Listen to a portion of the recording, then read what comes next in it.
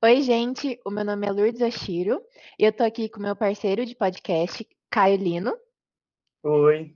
e hoje a gente vai fazer uma entrevista com a professora Juscelie França de Alencar Vasconcelos. Oi, pessoal. E hoje ela vai contar um pouquinho da trajetória dela, como ela virou professora, como ela se interessou na área e da área que ela trabalha dentro da UFMS. Mais como pesquisa, talvez, né? Não só como professora, mas também como pesquisa, né? Professora, se a senhora quiser se apresentar para a gente. Obrigada primeiro, pessoal, pelo convite aqui para estar com vocês, partilhar um pouquinho da minha história na computação, né? Vocês estavam falando aí sobre como a gente chega na computação, né?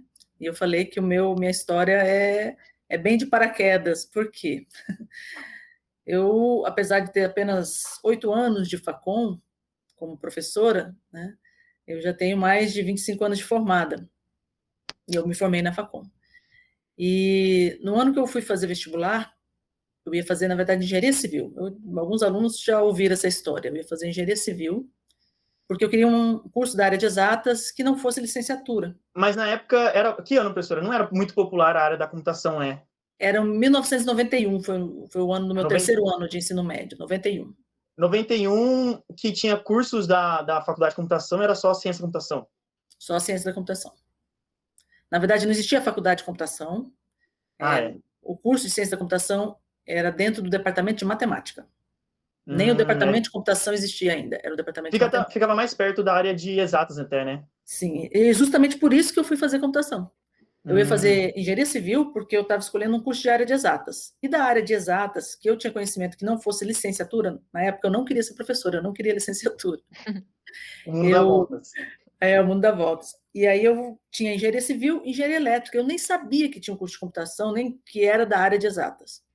Mas aí, comentando com um colega meu de escola, que eu ia fazer engenharia civil, ele falou, poxa, Juscelie, engenharia civil não combina com você. Não te vejo mandando em peão. E assim, não é uma coisa preconceituosa, era uma coisa que realmente do meu perfil, ele me conhecia, já 3 anos que a gente estudava junto, e ele viu que eu realmente não tenho perfil para mandar, eu tenho essa dificuldade. E aí ele falou, mas tem um curso da área de exatas, que é ciência da computação, por que você não faz computação? Isso aconteceu umas 2 semanas antes da inscrição do vestibular. Mas aí, como que você chegou na sua família e falou assim, ó, vou fazer esse curso aqui? Até hoje, eu tenho que explicar, imagina a senhora. Então, mas nem eu sabia. Mas meus pais sempre me deixaram livres para escolher o meu curso. Eu sou a irmã mais velha de 3 filhos. Meu pai é engenheiro agrônomo e a minha mãe não fez faculdade. Ela fez técnico em contabilidade, mas depois que a gente nasceu, ela ficou em casa com a gente. E eles nunca Não foi uma barreira. Não, eles nunca falaram, faz isso ou faz aquilo. Por exemplo, quando eu falei em fazer engenharia civil, tá bom, você escolheu, vai fazer. Se eu tivesse falado que queria fazer direito, eles iam também aceitar. E a Entendeu? Se eu senhora é quisesse daqui mesmo? Sou Campo de Grande? Campo Grande, nascida em Campo Grande. Então, eles nunca deram opinião. Nunca falaram, faz medicina, ou faz odonto, ou faz... Não. Na época do colégio, tinha uma psicóloga no colégio, eu fiz o teste vocacional e deu área de exatas mesmo, né? Que era sempre o que eu mais gostava. Gostava muito de matemática, de física, né? E aí eu fui fazer ciência da computação porque eu ouvi falar que era de exatas. Meus pais não foram contra. Mudei de curso 2 semanas antes de fazer a inscrição do vestibular, como eu falei E a para senhora você. não chegou a pesquisar a mercado de trabalho, foi mais pelo curso mesmo, pela Gente, área. a gente pesquisava, né? A gente tinha um guia do estudante na época, impresso, a gente comprava na banca. Não tinha computador, eu nunca tinha usado um computador. Não tinha YouTube para ver o Não perfil tinha do curso. nada. Tá? Era o guia do estudante impresso que a gente comprava e ficava lendo ali, né? Mas eu não tinha computador na minha casa, eu nunca tinha usado o computador em lugar nenhum. E aí eu fui Só fazer ciência da videogame. computação. Nem videogame eu tinha. Nunca tive videogame na minha casa. Você não teve contato com nenhum computador computável nessa ideia do Turing, sem ser calculadora? O único computador que eu vi, né, antes de entrar na faculdade, foi na época do meu ensino fundamental. O marido de uma professora tinha um computador e ele levou em sala de aula esse computador uma vez para mostrar para gente. A senhora viu? Eu vi, Viu, eu não lembra? usei. Não usei, eu vi. Nossa. Mas a senhora despertou interesse aquela hora? Um pouquinho? Eu realmente. Esse meu amigo falou sobre essa parte de mandar nos peões e isso impactou no meu sentimento, digamos assim.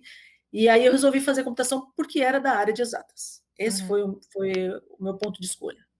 Então, quando muita gente entra hoje para os cursos da Facom e acha ruim ter cálculo, eu gosto de matemática. Natural, entrei para ciência, é intuitivo. natural, foi natural. Entrei para o curso de computação, então tinha VGA no primeiro semestre, cálculo 1, né, depois tinha cálculo 2, álgebra linear, depois cálculo 3, depois física 3, né, eletromagnetismo, isso aí para mim tudo era natural. Nossa, mais próximo de engenharia da computação hoje em dia do que ciência, o curso atual.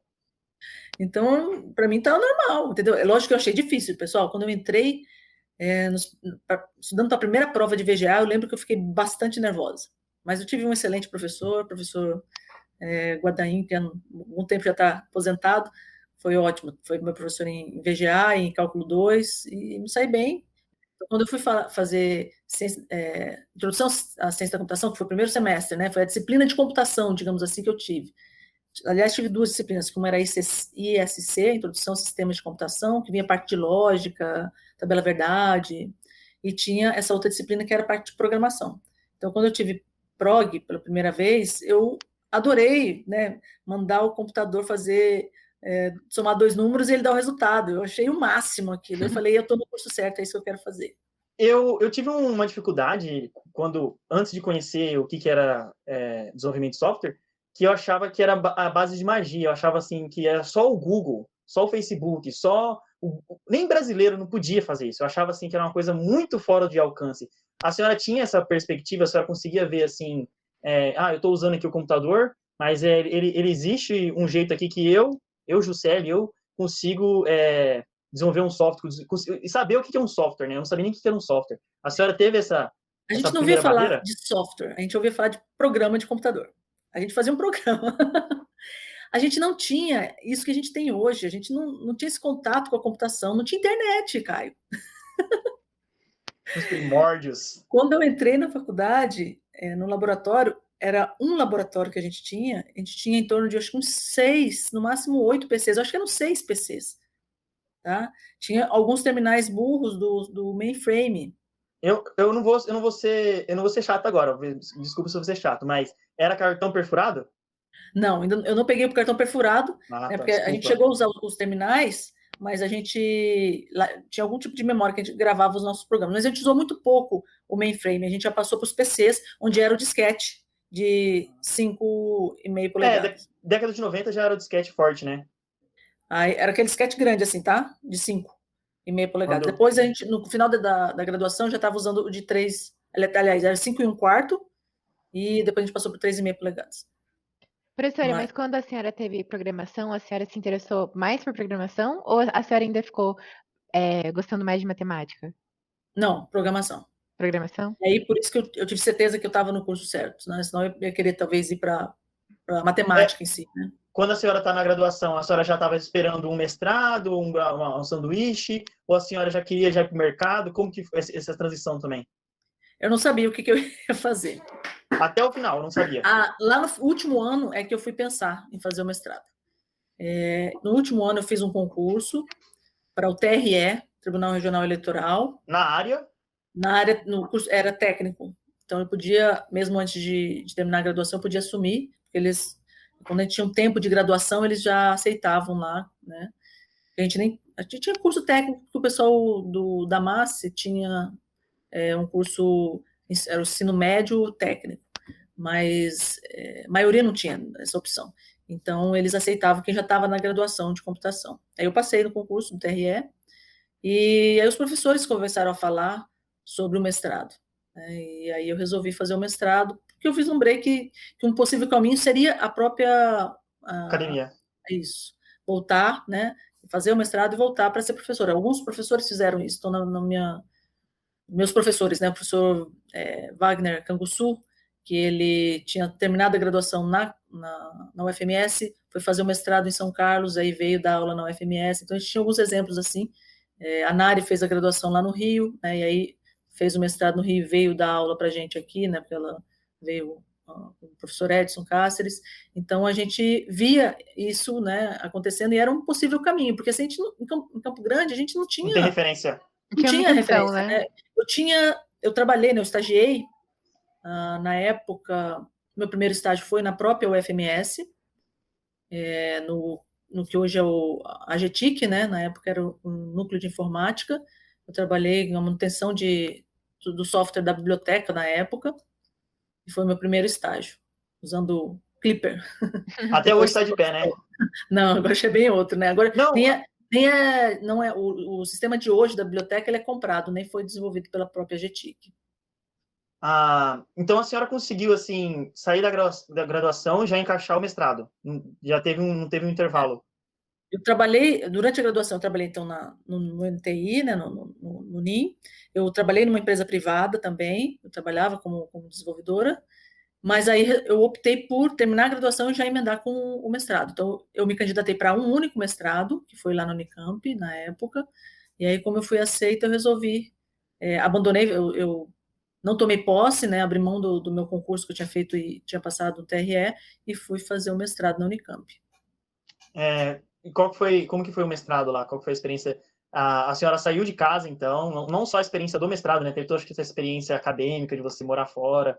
Provavelmente foi a primeira experiência morando sozinha, né?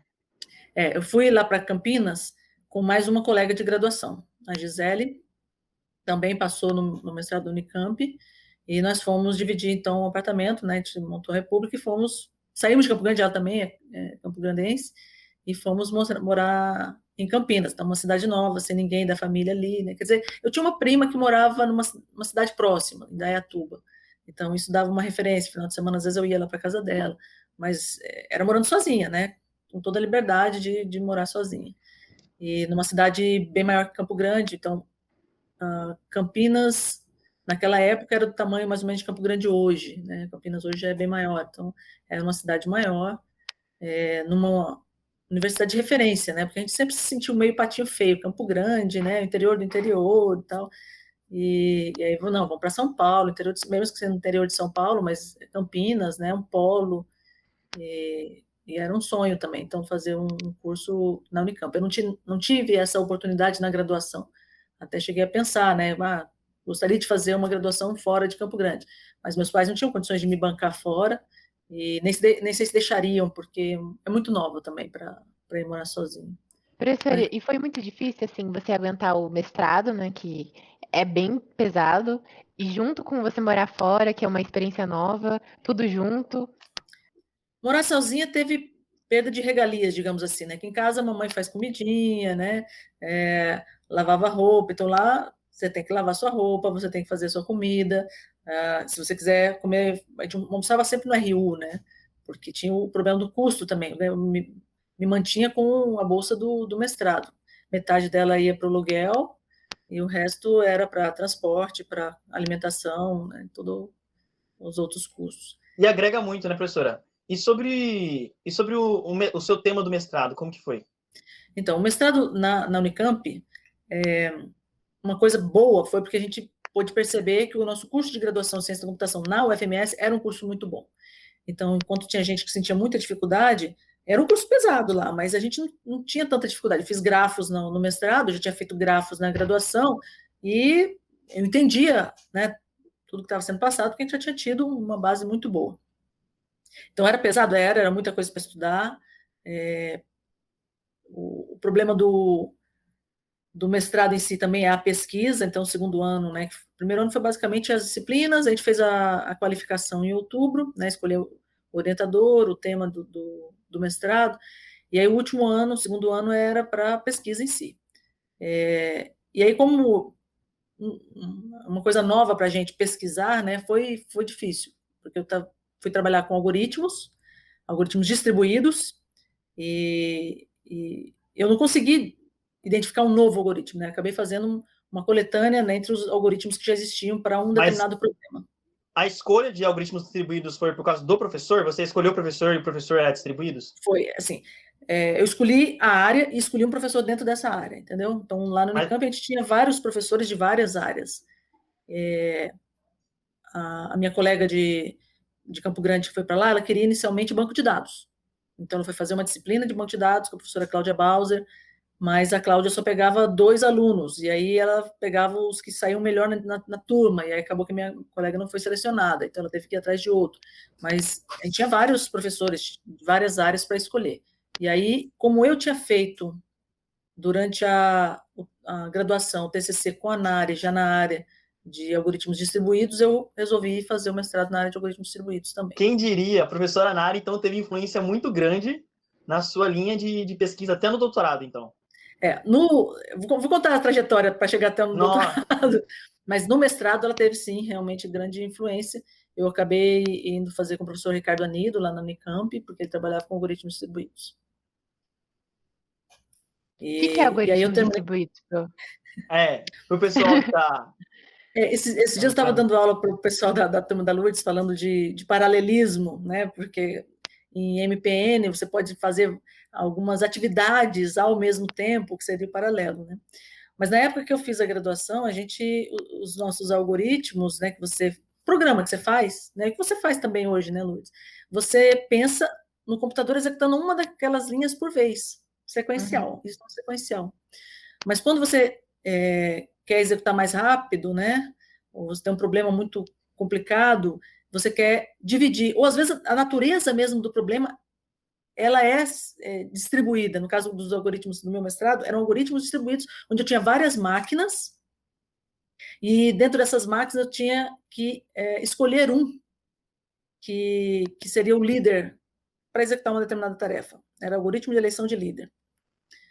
E todas essas máquinas tinham que colaborar nesse algoritmo, tinham que se comunicar, né, e de alguma forma ajudar na execução desse algoritmo. Então, por isso que era distribuído, porque todas elas executavam. Não obrigatoriamente em paralelo, tá? Sobre o algoritmo de eleição, na época, vocês já sabiam que era uma coisa que ia ser relevante?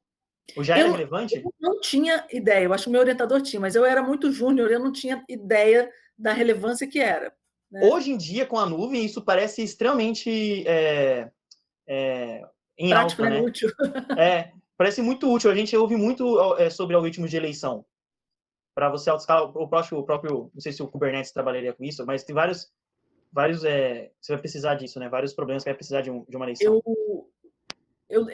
Assim, é lógico que na monografia do mestrado a gente coloca lá a motivação, né, para trabalhar com aquele tema, mas nem eu tinha ideia do quão importante quão relevante isso era. Talvez eu não sei se para a época, né, porque trabalhava muito com máquina virtual, muita coisa mais servidor local, as empresas tinham mais servidor local, talvez agora com esse conceito de nuvem aí, com então, não tinha conceito de nuvem, né? A gente já tinha internet, como eu falei para vocês, quando eu entrei na graduação, a gente não tinha internet ali na UFMS, mas no final da minha graduação já tinha internet, eu tive um e-mail, recebi meu aceite da Unicamp com uma carta em papel, mas também através do e-mail. Então, os alunos de último ano recebiam um e-mail, né? E a gente acessava umas máquinas que eram só para o pessoal de último super ano. Moderno. Era super moderno, eram estações SANS que a gente tinha acesso, mas só o pessoal do último ano. Professora, quantos anos demorou para a senhora concluir o mestrado? 2 anos. 2 anos? 2 anos. E a senhora terminou e já voltou para Campo Grande? Não. Eu terminei minha graduação em 4 anos, que é o tempo previsto para a ciência da computação, né? Um dado até diferente de hoje em dia, né? Entravam 40 no curso, e mais de 20 se formaram. Desses 40, mais de 20 se formaram em 4 anos. Tô louco. E aí a gente, né, nessa época, eu e a Gisele fomos para a Unicamp, teve 2 que foram para a USP, teve um que foi para a USP de São Carlos, que é até professor da USP de São Carlos até hoje. Então, alguns alunos saíram para fazer o mestrado. Não tinha mestrado na UFMS? Não, nessa época não. Só tinha graduação em ciência da computação, tinha pouquíssimos mestrados, né? Então, tinha poucos professores que trabalhavam com pesquisa, né? A maioria dos professores tinha mestrado. Na época, só o professor, acho que Edson Cáceres e o professor Sérgio Freitas, que tinham doutorado. Hoje é obrigatório você ter para dar aula. Paulo Pagliosa estava fazendo. Mais concorrência, né, Lourdes? Aumentaram os números, né, de pós-graduação. E aí eu entrei lá na Unicamp, eu comecei o meu curso em março de 96, em fevereiro de 98 eu defendi. Eu ocupei os 24 meses de bolsa mesmo. No 98 a senhora já era mestre em computação? Em fevereiro de 98, 17 de fevereiro A senhora terminou o mestrado, a senhora já estava pensando no doutorado? Ou a senhora acabou pensando no doutorado, mas não executando, indo para o mercado de trabalho? Como que foi a Como é que sequência? aconteceu? Eu fui para a Unicamp e conheci o Francisco, ele era meu colega de mestrado. Isso que, uma coisa, desculpa interromper, mas uma coisa que eu queria saber é isso. Não só a senhora, mas tem outros professores da Facom que são um casal, né? Eu acho interessante isso. Eu queria até perguntar como que é essa história para entender por que tem tanto professor que é casal. Porque, assim, o pessoal da computação tem muito nerd, né? Que fica na faculdade e acaba conhecendo as pessoas na faculdade. Olha a Lourdes aí. O meu namorado, ele é da Facom também, faz engenharia de software. Mas você conheceu o seu namorado lá? Não, a gente se conheceu antes. Ele influenciou, né, Lourdes? Ele começou fazendo engenharia da computação e ele mudou para engenharia de software. Aí, quando eu fui escolher a minha, eu falei assim, eu vou fazer engenharia da computação, por motivos óbvios, que chama-se engenharia da computação, só isso. Aí ele me mostrou mais, né, como que era a grade curricular, e eu falei que eu tinha mais interesse em aprender o que estava em engenharia de software, então eu fui para engenharia de software. O dia que tiver um conflito de merge, você xinga ele. Por que você me chamou nessa área? Mas, por exemplo, ali na Facom mesmo, né? Então, eu conheci o Francisco na Unicamp. A professora Edna conheceu o professor Wagner na Unicamp, quando eles estavam fazendo doutorado. A Valéria e o Heraldo se conheceram na graduação, eles eram colegas de graduação. Quem mais que tem? O professor... O Takashi e a Patrícia se conheceram já na Facom como professores. Né? Os dois eram professores da Facom, se conheceram lá. O marido da senhora é de Campo Grande, não, né? Não, ele é carioca. A senhora raptou ele para Campo Grande. Primeiro ele me raptou para Rio, né? pro interior do Brasil. Então, aí eu conheci o Francisco na Unicamp, ele era meu colega de mestrado, ele já era da Marinha, então ele era capitão na época, e ele tinha optado ir para o quadro técnico, né? Ele era um oficial da Armada, mas que optou por entrar para o quadro técnico, né? Fazer o mestrado para atuar na Armada. A Armada seria o pessoal de navio, né? Então, ele servia em navio, e aí ele quis ir para a área técnica, e lá eles fazem uma seleção, né? Eles abrem vaga para curso de mestrado, tem várias áreas, e ele escolheu a computação, se candidatou, concorreu com outros colegas, e foi selecionado, foi para a Unicamp. Então, a gente conheceu lá como colegas, estudávamos juntos, começamos a namorar, e aí, no final dos 2 anos, a gente resolveu se casar, e eu fui, então, para o Rio, porque ele era da Marinha, ele tinha que voltar para a função dele. Foi cedido, né? Então, ele foi cedido os 2 anos para ele fazer o curso e ele tinha que, obrigatoriamente, voltar para o Rio de Janeiro. Então, aí eu fui raptada primeiro, Lourdes, para o Rio de Janeiro, antes de raptá-lo para o Mato Grosso do Sul. E vocês estudaram a mesma coisa no mestrado? Vocês concluíram o mestrado juntos também? As nossas disciplinas foram as mesmas, né? Mas o mestrado dele foi em sistemas distribuídos, né? E com o professor Edmundo Madeira, era outro professor. Mas a gente conversava muito sobre o mestrado, né? De um e de outro, né? Ele, como ele não era da área, né? Eu ajudei ele em algumas coisas. Então, eu já descobri a influência para a senhora, já dando spoiler aqui, como que a senhora foi para a Marinha? Ele, na verdade, era contra, mas eu tive mais influência de um amigo nosso, né? Então, fomos para o Rio de Janeiro e eu comecei um doutorado. Então, eu terminei o meu mestrado e em março de 98 eu comecei um doutorado na área de redes de computadores lá na UFRJ. Mas aí foi um período que eu estava sem bolsa, não estava gostando muito da área do doutorado, não era na computação em si, né, porque lá na COP, UFRJ, são os cursos de engenharia, era na engenharia elétrica, não era na engenharia de sistemas. E, então, tive que fazer algumas disciplinas, controles, tinha umas disciplinas que não eram muito a minha área em si. E aí, nesse período, eu soube que ia ter o concurso da Marinha, nesse ano de 98. Um amigo nosso me falou: Juscelia, você não está muito contente? Por que você não faz o concurso da Marinha? O Francisco não queria que eu fizesse, não. Mas aí eu resolvi fazer, e aí eu passei, então, no concurso, e no final do ano de 98 eu parei o doutorado, porque em março de 99 eu entrei para a Marinha. Então, a senhora não se formou nesse doutorado, né? Não chegou a voltar depois? Não. Então, eu tranquei esse doutorado, parei, né? E nunca mais voltei a esse doutorado. Não foi o segundo que eu larguei, não. Não foi o primeiro que eu larguei, não. Eu 3 vezes o doutorado, tá? Mas chegou a ficar muito tempo? O outro também foi um ano e meio, mais ou menos. Vou contar aqui a história. Se você quiser, quer que eu conte? Não, pode passar. Eu tava até pensando assim, vou perguntar agora. Ô Lourdes, você assim como primeiro ano em engenharia de software, você já tem alguma visão assim, será que mesmo que eu vou fazer mestrado? Será mesmo que eu vou fazer doutorado? Você Sim. olhando assim até a história da própria professora, você acha que você vai estar pensando em mais pro mercado ou pro doutorado? Meio acadêmico? Eu ainda não decidi. Não Mas decidiu? eu acho bom a gente saber, né, que ela é professor também, a gente como a gente, tipo, aonde eles chegaram, que eles também, tipo, ficaram indecisos, largaram, voltaram, que isso é normal, sabe?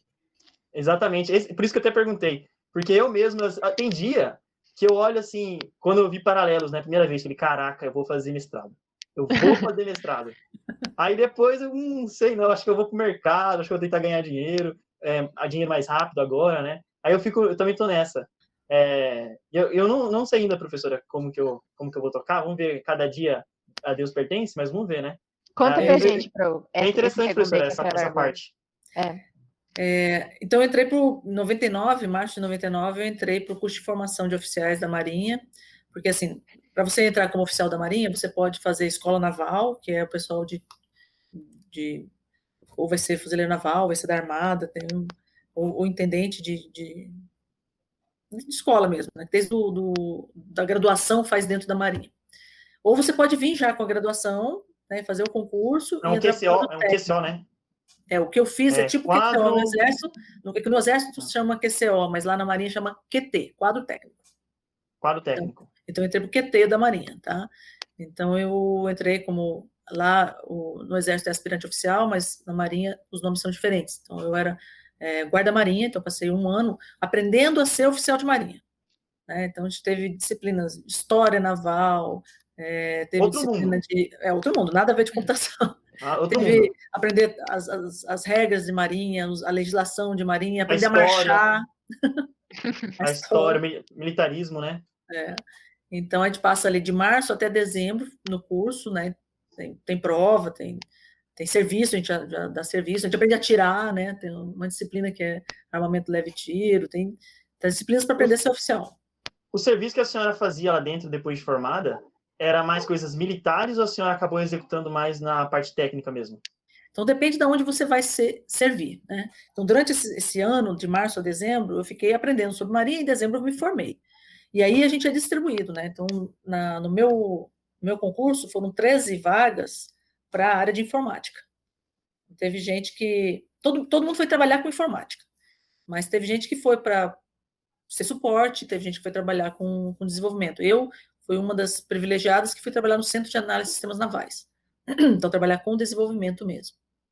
Então, lá eu tive meu primeiro contato forte assim, com engenharia de software. Foi lá no CASNAV, no Centro de Análise de Sistemas Navais. Só voltando uma adenda aqui agora para o pessoal que pode estar ouvindo dos cursos da Facom aqui, a gente não pensa muito nessa possibilidade de você, com esse diploma da Facom aqui, na área de computação, de software, você virar militar.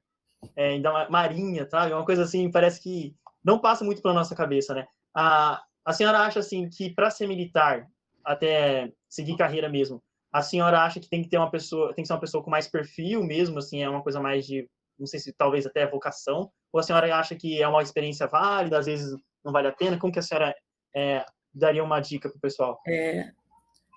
A Lourdes viu um TED Talk da mochila, Lourdes. Né? É japonesa, então, né? Chinesa.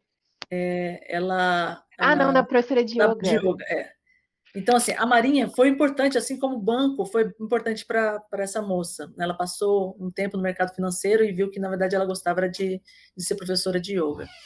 Eu passei um tempo na Marinha, mas eu vi que eu não gostava de ser militar.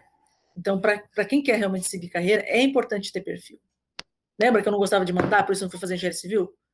O que o militar faz? Mandar, então não é o meu perfil. E aí eu passei um tempo, mas foi muito importante naquela época, me deu estabilidade financeira, me deu conhecimento, uma oportunidade de trabalhar com desenvolvimento. Eu dei sorte, né? Eu saí da Marinha quando fui trabalhar com suporte, porque eu achei que o suporte era insuportável. Para mim, né? Meu perfil, eu prefiro o desenvolvimento. Na verdade, hoje eu prefiro ser professora mesmo, né? Docência. Mas, então, nessa época, eu fui trabalhar no Centro de Centro de Análise de Sistemas Navais, trabalhei com desenvolvimento, até por conta de algum conhecimento que eu tive no mestrado. Lá eles tinham um projeto que usava sistemas distribuídos, né? Então, era uma coisa até que tinha relação com o mestrado do Francisco, que era Corba na época, que era algo que lidava com objetos distribuídos. Então, eu fui trabalhar nesse projeto, com desenvolvimento, né? A gente desenvolvia em C++. Tinha alguns projetos lá dentro desse centro que eram em Delphi, tinha alguma coisa de Java, isso aí era 2000, né?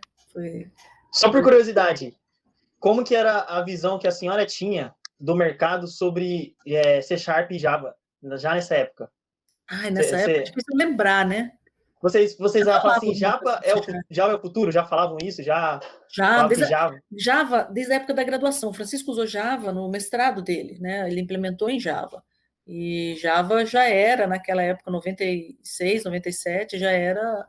O pessoal falava que, por conta da portabilidade, né? Tem várias características de Java que já se vislumbrava isso, né? Então...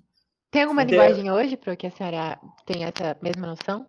Eu estou muito longe do mercado em si, Lourdes, então eu não sei mais falar. Talvez seja nosso JavaScript, Lourdes. Nosso Python, nosso JavaScript está em alta aí.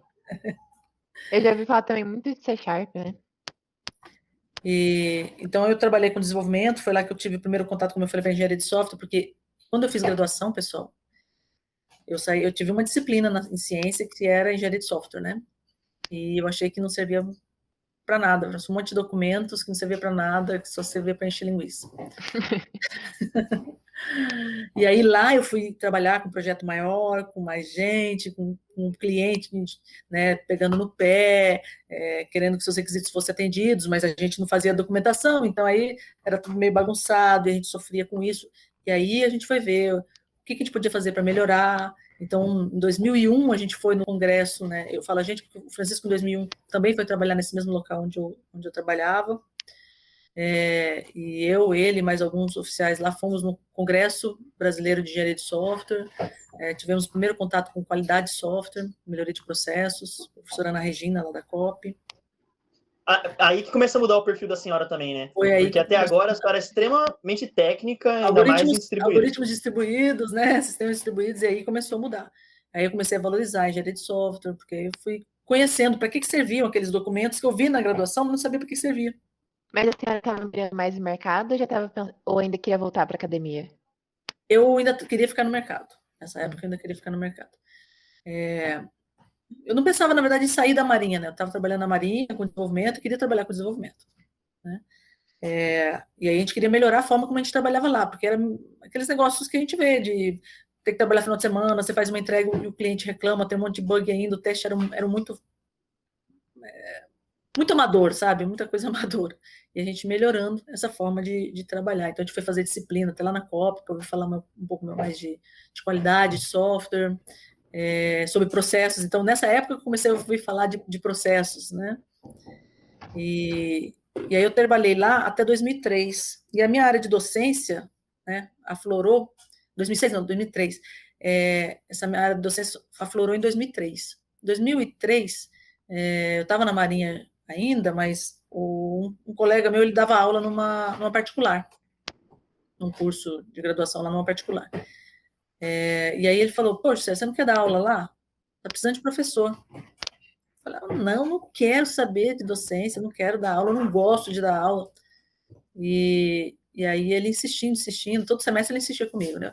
Até que eu falei, tá bom, eu vou aceitar, para eu ter certeza de que eu não gosto de dar aula, né? E aí eu fui e não parei mais. Porque aí eu dei aula, acho que 2 semestres na Veiga de Almeida lá. A senhora deu aula de quê? Era alguma coisa na área de projeto de sistemas, eu não me lembro.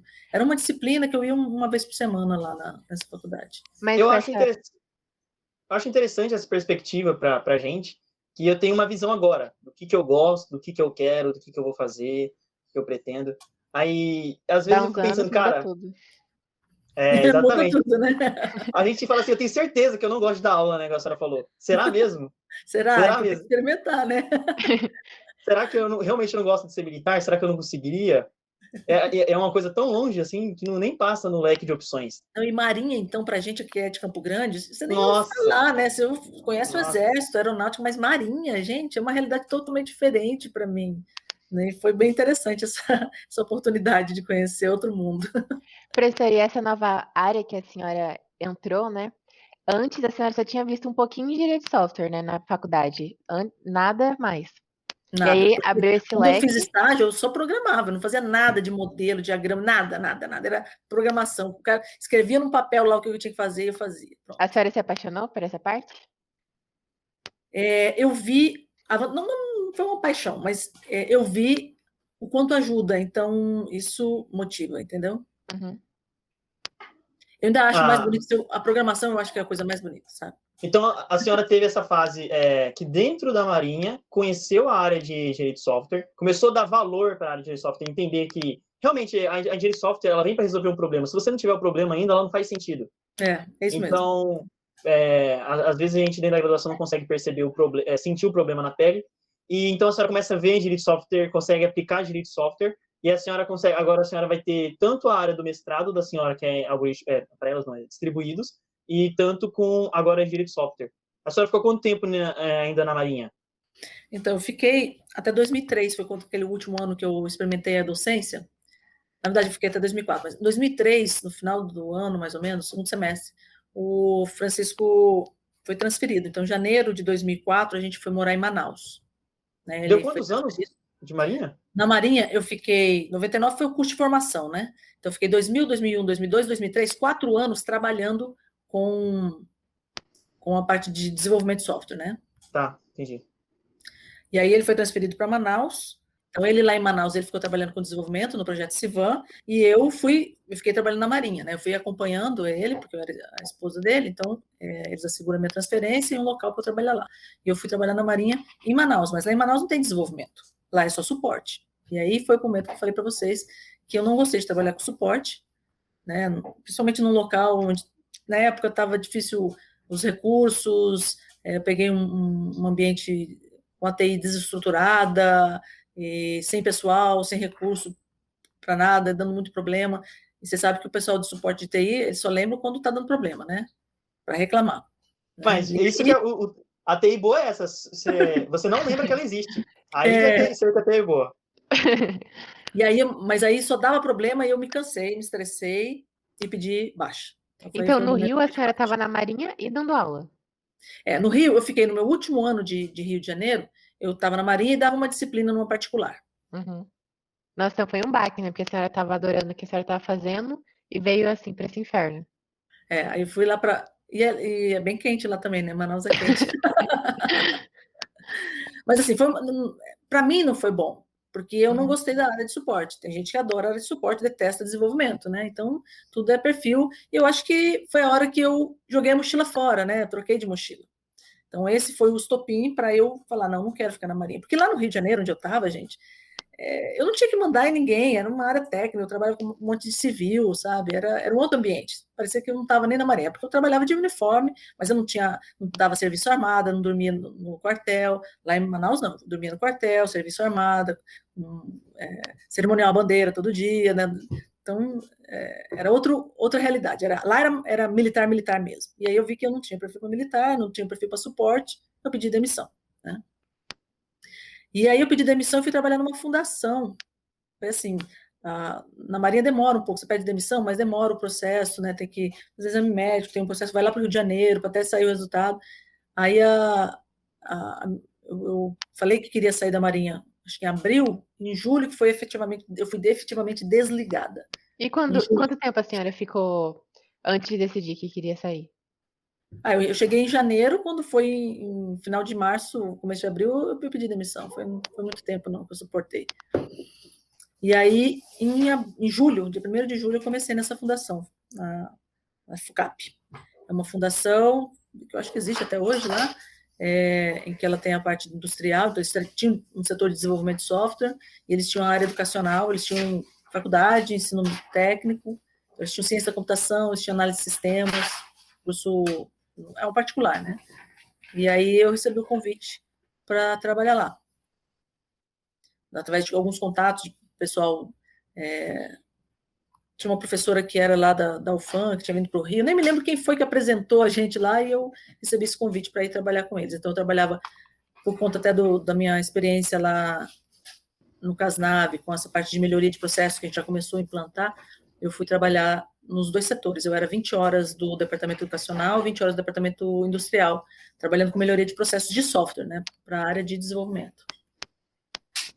E aí dei aula para pessoal de análise de sistemas e de ciência da computação. Aí o gosto já estava até estabilizado já, o gosto da inclusive, aula. a minha carteira de trabalho foi assinada como professora, né? Eu era os dois, mas o meu contrato foi pelo departamento educacional, eu era contratada como professora 40 horas. Aí a senhora já veio para Campo Grande depois? Não. É porque o doutorado foi aqui ainda, né? Foi. Aí eu passei lá 2 anos eu passei em Manaus, fiquei 1 ano e meio nessa fundação, e isso aí foi 2004, 2005, 2006 eu vim para o Rio de Janeiro e comecei o doutorado em engenharia de software. O Francisco teve que voltar para o Rio de Janeiro. O doutorado foi em engenharia de software, o doutorado da senhora? Não. A segunda Achei tentativa. Estranho. Porque eu sei uma história que a senhora até foi apresentar o trabalho, né? Então, essa história é interessante. A segunda tentativa foi em engenharia de software, porque como eu fui trabalhar com melhoria de processos lá nessa fundação, aí eu vim e fui fazer com a professora Ana Regina, que eu até citei lá da COP, quando a gente começou a ver engenharia de software que era necessário, ela falou que a gente podia fazer algumas disciplinas como ouvinte lá, e eu resolvi fazer o doutorado com ela. Então, me candidatei, fiz o pós-comp lá em Manaus, fiz a prova de seleção, que eles tinham uma prova de seleção para a área de engenharia de software lá na COP, na UFRJ, e aí vim em 2006 eu comecei o doutorado na área de engenharia de software. Trabalhei com consultoria com ela lá em algumas empresas, implantando MPSBR. Lá em Manaus a gente estava implantando CMMI, então eu tinha conhecimento do CMMI, do MPSBR. E aí eu fiquei 1 ano e meio mais ou menos no doutorado. E quando estava ali pensando na qualificação, o Francisco foi designado para servir em Natal. E aí, movimentação de novo, né? Então, 2 anos no Rio de Janeiro, foram 2 anos em Manaus, 2 anos no Rio de Janeiro, 2 anos em Natal. E aí, quando eu fui falar com a minha orientadora, né, que também era orientadora do Francisco, ele também começou um doutorado em engenharia de software com ela, ela falou que não dava para fazer a distância. Então, aí foi a segunda vez que eu interrompi o doutorado. Aí, lá em Natal, não estudei nada, só dei aula. Não trabalhei, só dei aula, né? A senhora deu aula em faculdade? Faculdade particular também, na Estácio. Lá em Natal, os primeiros 6 meses eu não trabalhei, mas aí eu teve uma seleção, apesar de ser uma faculdade particular, eles faziam um edital, chamando candidatos, faziam uma prova, tipo uma prova de substituto que a gente tem na UFMS, eles faziam lá, eu nunca tinha visto uma particular fazer isso, eles faziam, era a Faculdade de Câmara Cascudo, que depois foi comprada pela Estácio. E aí eu fiquei lá, eu dei aula de banco de dados, lá em Manaus eu dei aula de engenharia de software, eu dei aula de prog, dei aula de banco de dados, lá em Natal eu dei aula de banco de dados, dei aula de a PSOO, dei aula de sistemas operacionais, algumas que eu lembro agora, de disciplinas que eu peguei lá em Natal. Bem parecido com a nossa realidade, né? E aí, voltando lá de Natal, então o Francisco passou 2 anos lá e ele foi transferido para Brasília. Aí nós já estamos no ano de 2010, nós estávamos morando em Brasília, foi quando eu fiz concurso para o IFMS. Ele já tinha tempo para se aposentar, e aí eu raptei ele para Campo Grande, Lourdes, 2010 a gente veio, então, eu vim no final de 2010, quando estava criando o IFMS. Isso que eu ia falar, estava fundando o IF aqui, né? Ainda lá no centro, naquele lugar alugado. Não é no centro, não, era lá na Júlio de Castilho. Isso, primeiro em 2010 foi em Júlio de Castilho, depois foi para o centro, né? Depois foi lá para onde era o Latino, né? Uhum. Isso. Então, em 2010 eu vim, na verdade eu fiquei trabalhando lá na esquina da Fernando Corrêa da Costa com a Bahia, que era ali que ficava a reitoria, e a reitoria não, as pró-reitorias. A reitoria ficava lá perto da igreja Perpétuo Socorro. E aí o campus ia começar a entrar em funcionamento, em 2011 foi as primeiras turmas, a gente foi lá para um prédio alugado na Júlio de Castilho. Então eu fiquei em 2011, 2012 dando aula no IFMS, nos cursos de graduação, no curso de tecnológico e no técnico. Lá eu dei banco de dados, eu dei Prog 1, Prog 2, eu acho que também eu dei, engenharia de software também. E por que que a senhora escolheu fazer esse concurso para a FMS? Por que que a senhora não foi para a FMS, por exemplo? Porque, engraçado, né? Porque era para ser. Porque nesse ano que eu fiz o concurso para o IFMS, teve um concurso para o UFMS, mas eu não fiquei sabendo. Lembra que eu estava em Brasília? Uhum. Eu não fiquei sabendo. Foi o concurso que até entrou a professora Patrícia, a professora Graziella, o professor Wagner, todos eles entraram em 2010. Só que eu não fiquei sabendo desse concurso, e eu fiquei sabendo do IFMS. Então, lá no IFMS, eu entrei no IF, a Bianca, o Samuel, todos fizemos concurso para o IFMS. Bom, tá? E aí nós estávamos lá, nesse primeiro concurso nós passamos, eu, Bianca, o Samuel, tiveram outros professores lá também, mas aí quando foi no final de 2012, teve o concurso para o UFMS, um concurso grande com mais de 10 vagas para a Facom. Foi um projeto chamado Reúne, que teve, que estava expandindo as universidades federais, e a gente teve várias vagas, então criaram um curso para a Facom e tiveram um concurso para professor. Falar em vaga e expansão, a Facom está expandindo aí, provavelmente vai abrir vaga também para professores. A gente está falando agora em 2021, provavelmente vai acontecer isso, né? Não sei se a gente vai ter vaga para concurso, porque a gente já tem bastante professor. O que faz surgir vaga para concurso de professor é aumento de cursos, aumento de alunos. Entendi. Então, quando a gente criou o curso de engenharia de software, quando a gente criou os cursos de TADES, né? Então, isso faz criar. No caso, a gente está expandindo fisicamente, né?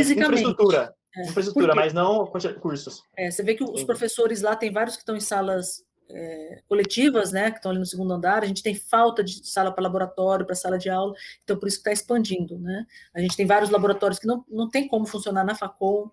Tem a própria fábrica de software, não é mais fábrica de software, é núcleo de práticas de engenharia de software, não tem como funcionar na Facom, porque não tem espaço, então isso fez a expansão física.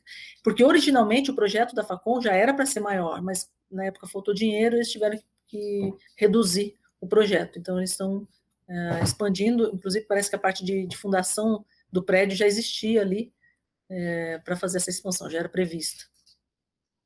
Mas então vieram vários professores e eu fiz o concurso. Então teve concurso de teoria, de engenharia de software, banco de dados, né, sistemas operacionais, para a área de engenharia de computação.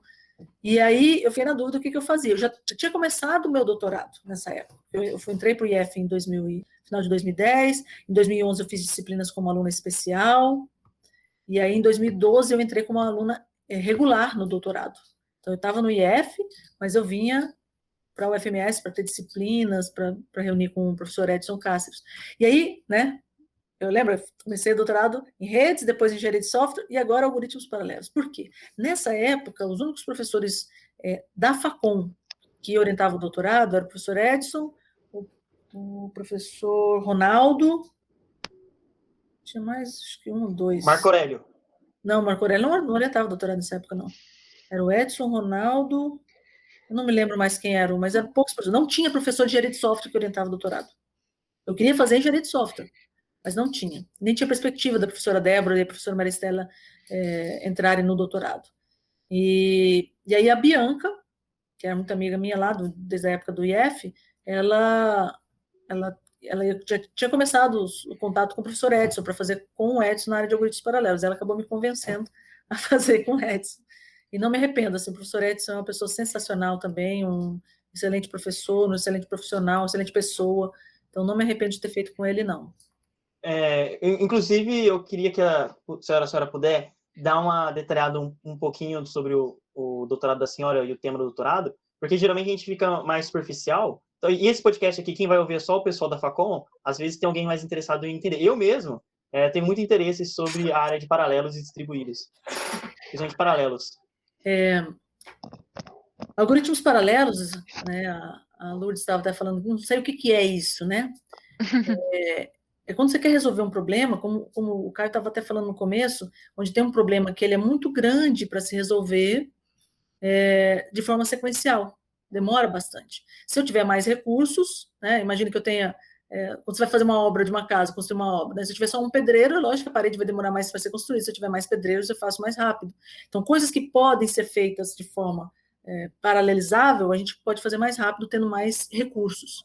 Mas tem coisas que a gente não consegue. Então, por exemplo, eu não consigo fazer o telhado, sei lá, eu não consigo fazer o acabamento da casa. Antes da parede. Então tem coisa que impede de eu fazer ao mesmo tempo. Mas tem coisa problemas paralisáveis, né, professora? Isso. Então é incrível. Temos problemas que você pode fazer de forma paralela. Tem coisa que você tem dificuldade, né? Você tem que procurar possíveis soluções para realizar de forma paralela. Mas isso já é comum? Ou está começando a crescer agora e só as grandes empresas têm? Não, isso, já tem há bastante tempo, né? Mas... Juntando a pergunta da Lourdes, eu acho que até o conceito em si de hardware, computação a nível mais comercial, acho que impacta muito nisso.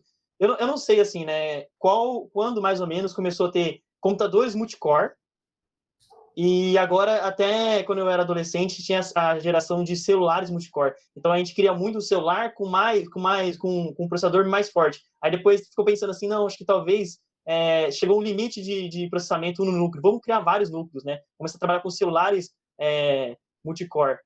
Isso impacta muito, professora? Tá andando muito junto? Isso fez com que o negócio deslanchasse. Mais necessidade e realmente deslanchasse e recebesse uma importância maior, né? As próprias GPUs, né? Porque o que o Caio está falando é bem isso, Lourdes. A gente chegou num limite onde o computador com um processador, eu não conseguia fazer um processador mais rápido.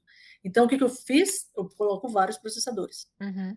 Então, eu tenho que distribuir essa tarefa entre esses vários. Tenho que fazer em paralelo. Mas eu tenho que ter todo um controle, porque eu não posso, por exemplo, fazer o acabamento antes de subir as paredes. E em computação também tem coisas que são sequenciais. Até questão de conflito de recursos, não sei se fala recurso, professora? Recurso, né? Tem muito conflito, né? Você vai lidar com paralelos, então uma coisa pode mexer na coisa da outra. Não sei se o cozinheiro tá a pegar a faca, o outro cozinheiro pegou a faca do outro. Inclusive, por exemplo, você vai resolver um problema, né?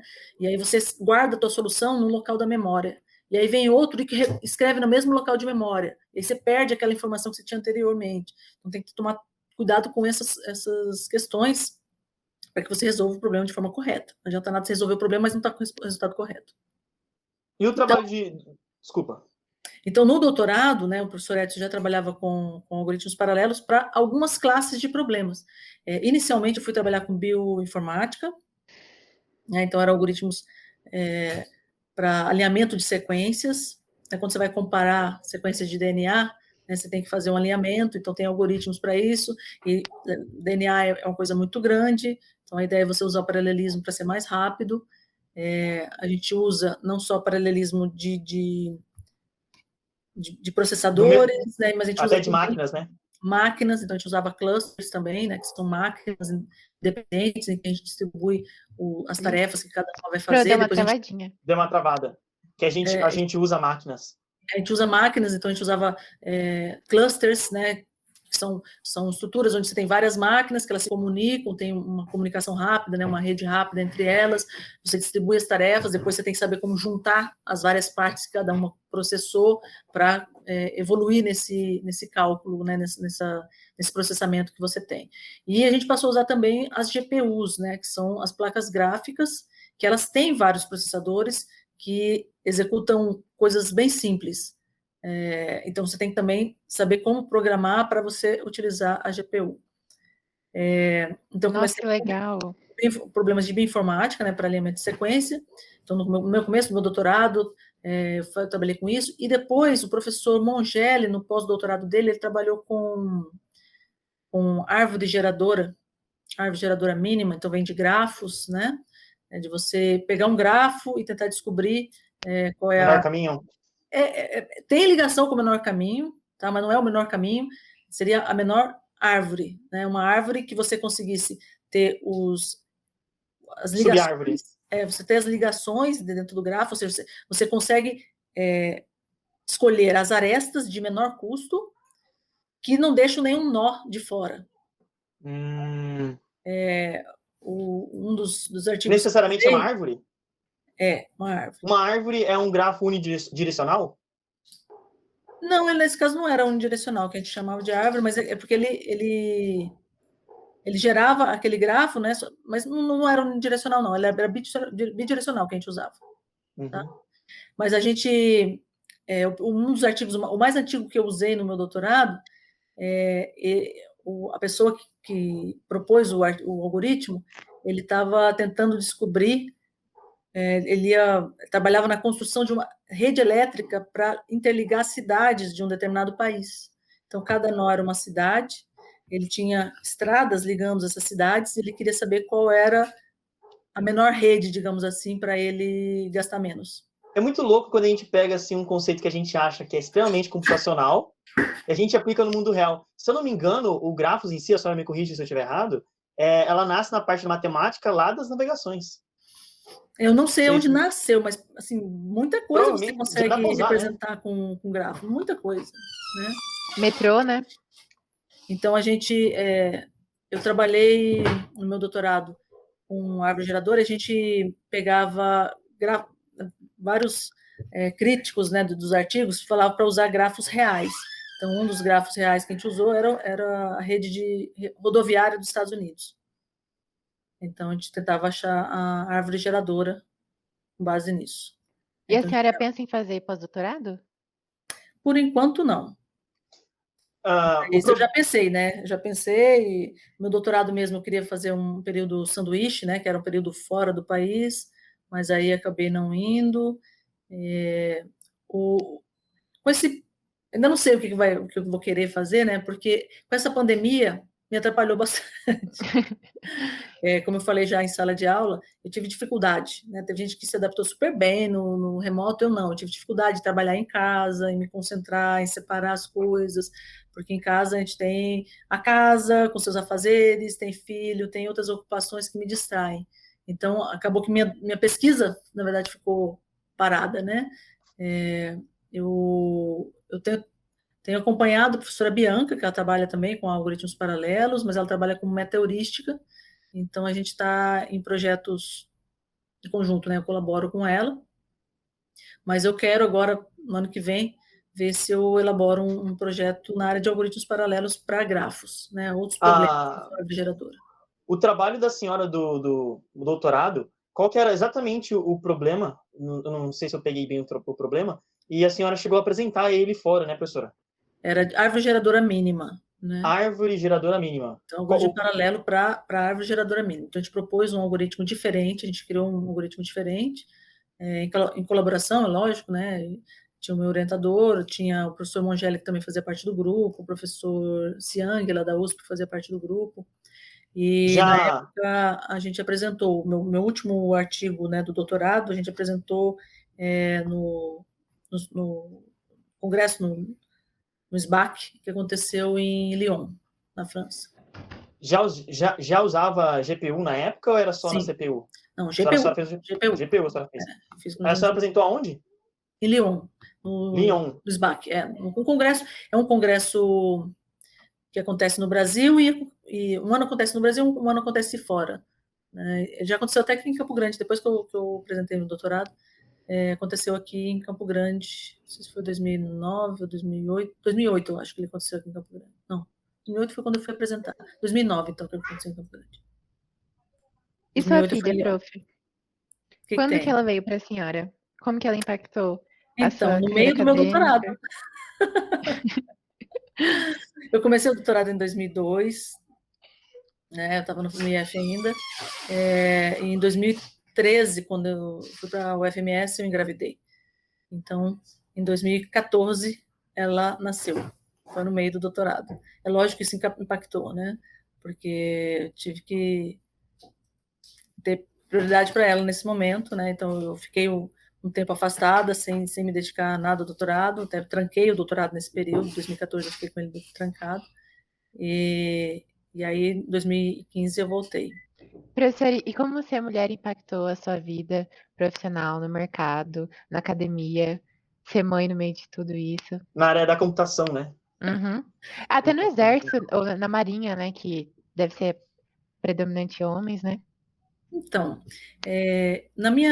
quando eu fiz o vestibular para computação, acho que engenharia eram bem menos mulheres do que homens, né? Engenharia civil, engenharia elétrica, né, que eu pensava em fazer. Mas na computação era, sei lá, acho que 60% homem, 40% mulher, uma coisa assim. Era perto de 20 mulheres, era um pouco menos, né? Eram 40 vagas, mas eu acho que eram, não sei se eram 16 mulheres e 24 homens que passaram no vestibular. Então, tinha um número grande de mulheres na computação nessa época, tanto que se vocês procurarem algumas pesquisas sobre isso, no começo tinha muita mulher, na verdade tinha mais mulher no começo do que homens, depois é que virou uma área mais masculina, digamos assim, que hoje na Facom a maioria dos cursos é de homens, não de meninas, né? Não tem, essa distribuição não é igualitária. Mas na minha época não, eram muitas mulheres, muitas mulheres. E eu, na verdade, eu não senti nenhum, eu não tô tentando me lembrar se eu senti algum preconceito, né? Durante a graduação não, porque assim, as meninas saíam tão bem quanto os homens nas disciplinas, tá? Então, eu e meus colegas, a maioria acho que da turma que se formou eram mulheres. A professora Ana Karina é da minha turma, né? Não sei se vocês já tiveram aula com ela. Eu tô tendo com ela agora. E a gente formou junta.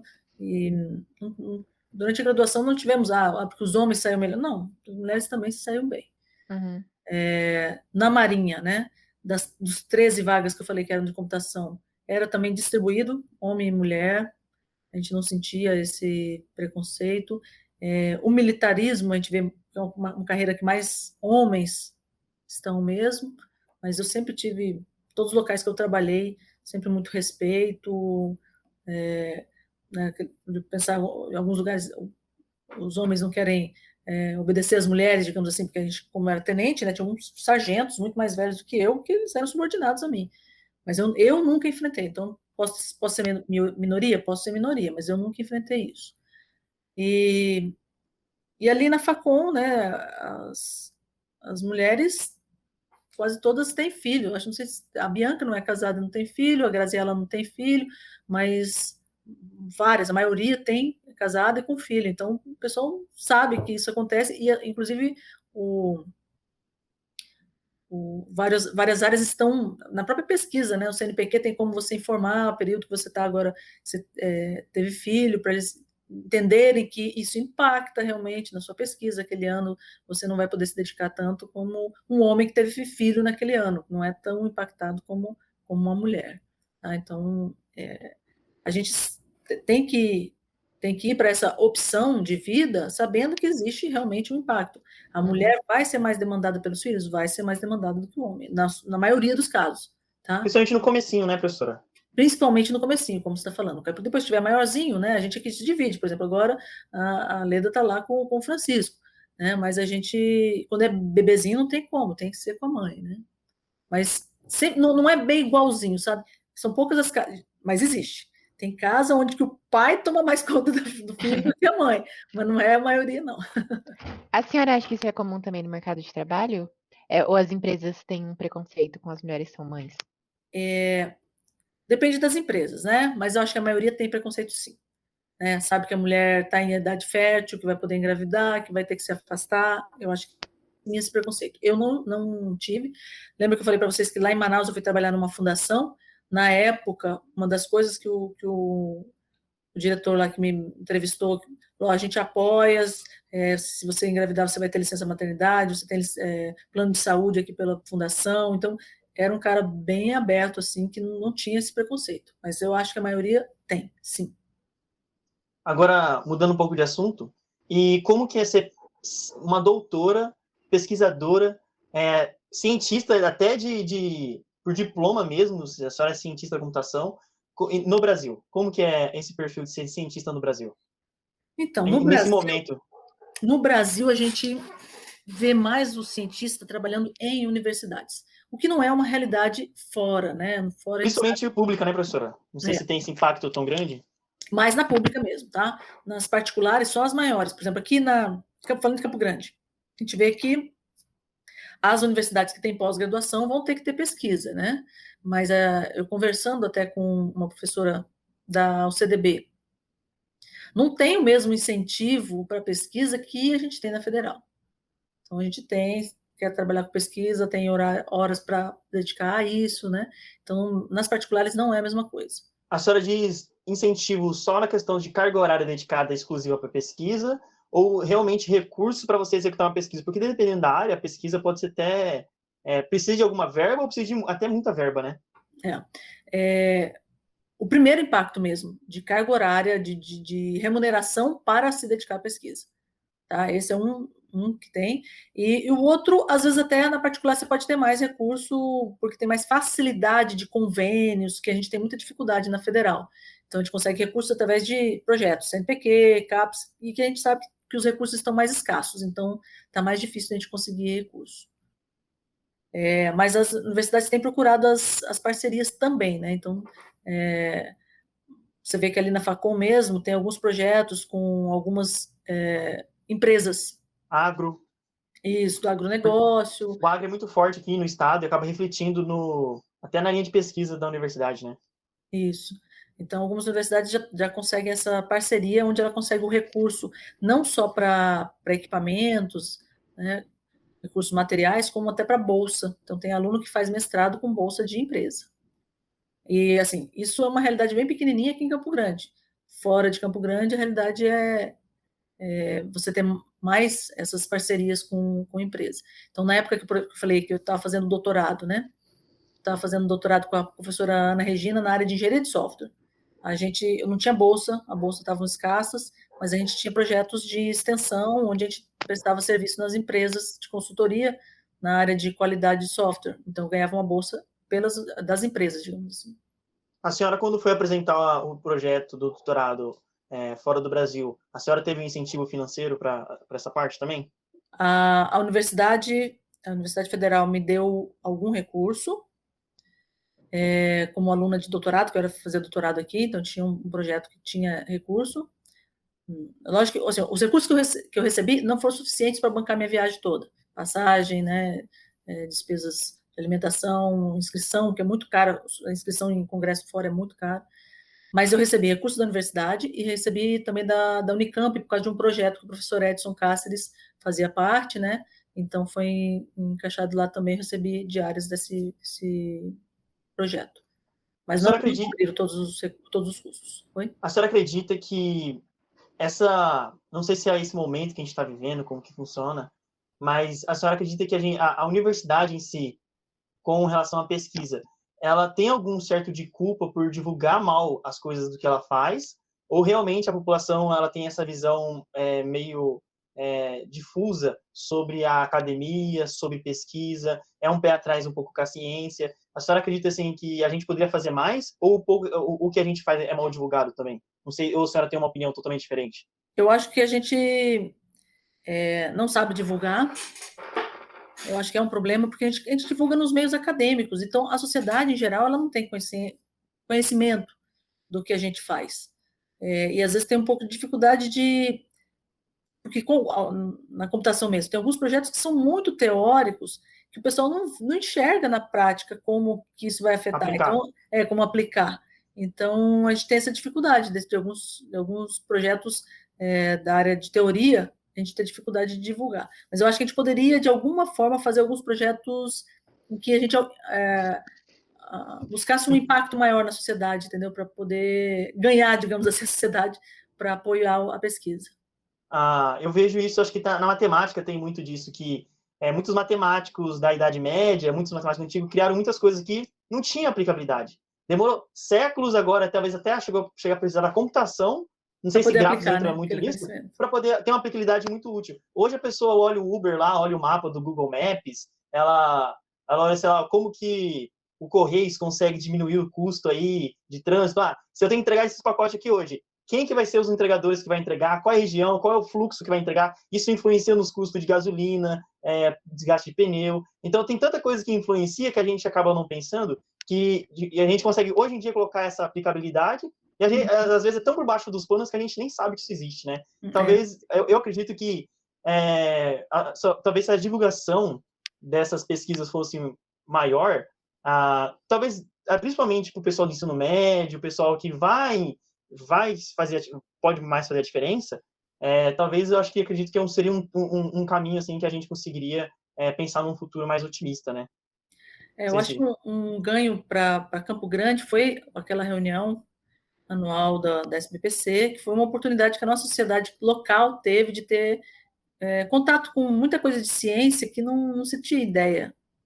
Então, foi uma coisa que nunca tinha acontecido aqui e foi uma forma, porque eu não sei se a gente tem os veículos, né, de como chegar nessa população. É lógico que há vários anos as escolas têm seus projetos de feiras de ciências para tentar mostrar dessa importância da ciência, né? Mas nem sempre é levado a sério ou faz um projeto que realmente impacte. Mas a gente já tem, isso já evoluiu um pouco, né? Um pouco, mas ainda tem muito caminho pela frente. Eu sinto que, eu não sei como que a Lourdes tem aqui com os colegas dela, mas eu sinto assim que o meu grupo, minha bolha social que eu fui criado, eles não têm a consciência que a universidade pública é deles, que tipo, eles podem literalmente entrar lá dentro e usar a quadra. Eu acho que eles não têm essa noção, não tem. A gente parece um mundo muito fora da comunidade externa ao FMS, Campo Grande, e a comunidade interna. Eu sinto que existe essa barreira bem, bem grande. E eu acho que isso tem muito a ver com a ciência, com o meio acadêmico, com a pesquisa, com a sociedade valoriza isso, até como depois que os políticos que a gente vai eleger, eles vão se vender, como que eles vão se posicionar, como que eles vão manifestar apoio ou não, que a sociedade em si já não apoia, eles já são uma parcela da sociedade, né? Eu acredito que tem muito essa ligação. Mas, Tem mesmo, a gente não. Você vê que a sociedade não sabe que a universidade é pública. Uhum. A gente tem uma visão que é tudo muito burocrático, né? Muito difícil. A gente não sabe com quem falar, com quem pergunta, aonde que a gente discute o que pode e o que não pode, né? Então a gente acaba afastando mesmo a comunidade da universidade. E professora, a senhora, depois de docente da FMS, foi para o doutorado, né? A senhora ficou docente fazendo doutorado? Eu tive o incentivo da universidade, eu fiquei 2 anos afastada, Uhum. ganhando meu salário para me dedicar ao doutorado. Aí eu voltei, eu ainda não tinha terminado meu doutorado, e aí eu fiquei trabalhando e terminando o doutorado. E aí eu defendi em 2018. Aí depois, só 2018. docente. Agora eu sou docente, né? Então, aí é pesquisa, né? Só que eu tenho trabalhado muito pouco na pesquisa, como eu falei para vocês nesses últimos anos. Por exemplo, a gente termina o doutorado, a gente fica meio, quer dar um tempo. Uhum. E aí veio a pandemia ano passado, quando eu pretendia retomar, e aí eu tô meio parada, tô só apoiando a professora Bianca, mas muito pouco nesses projetos que ela tem na área de paralelos. E as matérias que a senhora dá na FMS, a senhora se identifica também? Então, eu fiz o concurso para engenharia de software, né? Naquele concurso grande que eu falei, que teve várias áreas, eu optei por fazer o concurso para engenharia de software porque eu achei que era onde eu tinha mais chance, pelo histórico, né? Já ter começado um doutorado em engenharia de software, ter trabalhado de experiência prática na área de melhoria de processos, né? Na área de engenharia de software. Então, optei por fazer o concurso para engenharia de software. Mas a senhora orienta alunos além da engenharia de software, a senhora, como TCC ou pesquisa, não sei, PIBIC? Até agora, eu só orientei alunos de TCC e foi na área de melhoria de processo. O pessoal sempre vem... Por escolha da senhora? Por escolha minha, e a maioria dos alunos que veio trabalhar comigo é porque tiveram MPN comigo, gostaram de MPN e vieram procurar se eu tinha algum projeto na área de MPN. Talvez... Mas eu já tive aluno que me perguntou se eu estava com algum projeto de pesquisa na área de paralelos. Mas aí eu não... Na época que eles procuraram, eu não estava, e aí eu não orientei ninguém na área de paralelos ainda não.